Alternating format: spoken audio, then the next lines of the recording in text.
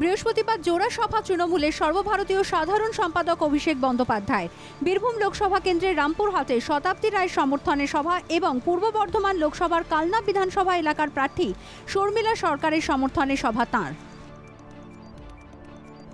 দেশজুড়ে চলছে লোকসভা নির্বাচন, শেষ হয়েছে তৃতীয় দফার ভোট। তৃতীয় দফা পর্যন্ত বাংলাতে সামান্য কিছু অশান্তির ঘটনা ঘটলেও কোনো বড় অশান্তির খবর নেই। এই কারণে বাংলা এবার উঠে এলো দেশের মধ্যে ভালো রাজ্যের তালিকায়। নির্বাচন কমিশনের ফুল বেঞ্চ তৃতীয় দফার ভোট মেটার পর বাংলাকে দিল শান্তিপূর্ণ ভোটের জন্য ফুল মার্কস। বৃহস্পতিবার ব্যারাকপুর লোকসভা কেন্দ্রের তৃণমূল কংগ্রেস প্রার্থী পার্থ ভৌমিকের নেতৃত্বে মাদ্রাল দুলেপাড়া মোড়ে আয়োজন করা হয় বিশাল বাইক র্যালির। কর্মসূচিতে উপস্থিত ছিলেন জগদ্দল বিধানসভার বিধায়ক সোমনাথ শ্যাম, ভাটপাড়া পুরসভার কাউন্সিলর দেবপ্রসাদ সরকার, বিল্টু লাহিড়ী সহ তৃণমূল কংগ্রেসের কর্মী সমর্থকরা। ভয়াবহ দুর্ঘটনা হুগলিতে একটি লরির সঙ্গে ধাক্কা লাগে যাত্রীবাহী টোটোর। ভেঙে দুমড়ে মুচড়ে যায় টোটোটি। দুর্ঘটনাস্থলে মৃত্যু হয় টোটো চালক সহ 4 জনের। হুগলি শ্রীরামপুরে দিল্লি রোডে ঘটে এই দুর্ঘটনা। ইতিমধ্যে মৃতদেহ উদ্ধার করেছে পুলিশ। আবারও হুমকি দিলীপ ঘোষের, থানার আইসির প্যান্ট খুলে নেওয়ার হুমকি। রাস্তায় গাড়ি দাঁড় করিয়ে জুতো পেটার হুমকিও শোনা যায় তার গলায়। বর্ধমান সদর থানার আইসিকে উদ্দেশ্য করে এই হুমকি দেন বিজেপির বর্ধমান দুর্গাপুর লোকসভা কেন্দ্রের প্রার্থী। এই হুমকি ঘিরে সরগরম রাজনীতি। আলিপুরে মুখোমুখি দুই রাজনৈতিক দল, এক পাশে সিপিএম, অন্য পাশে তৃণমূল। প্রার্থীদের নিয়ে মিছিল করে মনোনয়ন জমা দিতে যাওয়ার সময় দুপক্ষের মধ্যে বাধে অশান্তি। বামেদের পক্ষ থেকে তৃণমূলকে কটাক্ষ করে বলা হয় চোর। তারপরেই শুরু হয় উত্তেজনা। পরিস্থিতি সামাল দেয় পুলিশ। চাষের জমিতে 11,000 ভোল্টের তার ঝুলছিল। সেই তারে পা পড়ে মৃত্যু হয় এক ব্যক্তি সহ মহিষের। স্থানীয়দের চেষ্টায় জমি থেকে উদ্ধার করা হয় বিদ্যুৎস্পৃষ্ট হয়ে যাওয়া ওই মৃত ব্যক্তির দেহ। ঘটনাস্থলে পৌঁছয় পুলিশ। ইতিমধ্যেই ময়নাতদন্তের জন্য পাঠানো হয়েছে দেহ। সভা সেরে ফেরার পথে পথ দুর্ঘটনা। মথুরাপুরের কৃষ্ণচন্দ্রপুর এলাকায় পথ দুর্ঘটনায় গুরুতর আহত 16 জন তৃণমূল কংগ্রেস কর্মী।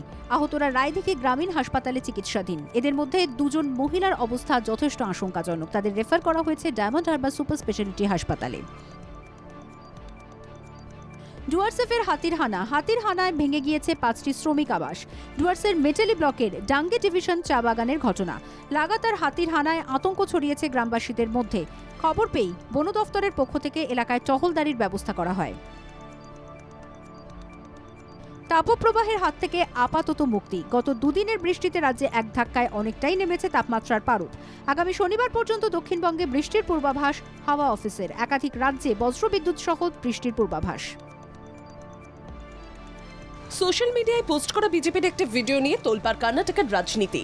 সংরক্ষণের ইস্যুতে কংগ্রেসের বক্তব্যকে বিকৃত করার অভিযোগে বিজেপির সর্বভারতীয় সভাপতি জেপি নাড্ডা, আইটি সেলের প্রধান অমিত মালব্য ও কর্ণাটকের বিজেপির রাজ্য সভাপতিকে নোটিশ কমিশনের।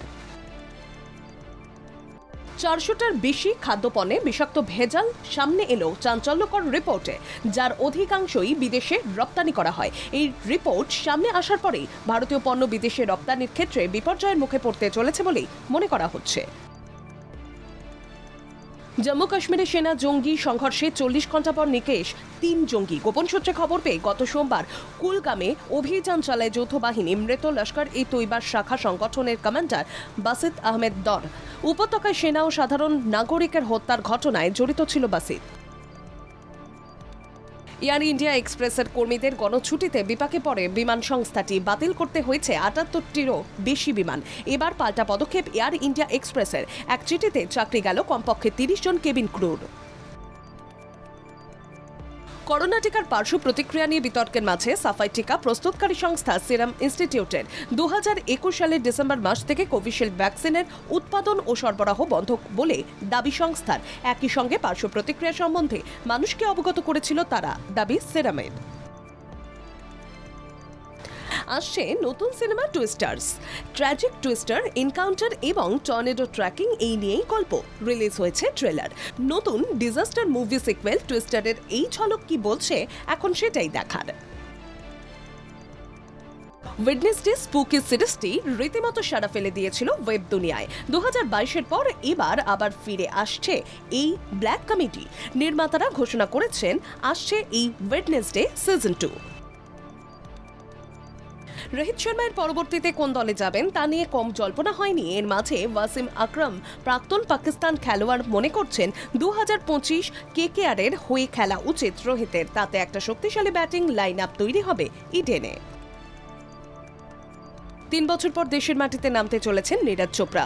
12 থেকে 15 মে ভুবনেশ্বরের কোলিং স্টেডিয়ামে ফেডারেশন কাপ অ্যাথলেটিক্সে অংশ নেবেন নীরজ। এর আগে 2021 সালে ফেডারেশন কাপে অংশ নিয়েছিলেন নীরজ।